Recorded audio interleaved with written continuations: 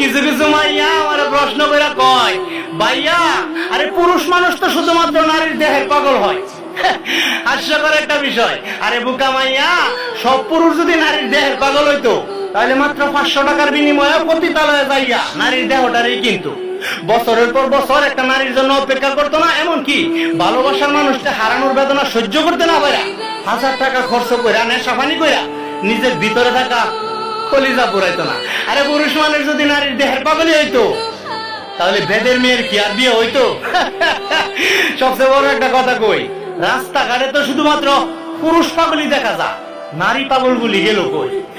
আরে সত্যি কথা বলতে পুরুষ মানুষ হলো বন্য ঘোড়ার মতো, এদেরকে সামনে দিয়ে আটকানো যায় না, পিছন দিয়ে থামানো যায় না।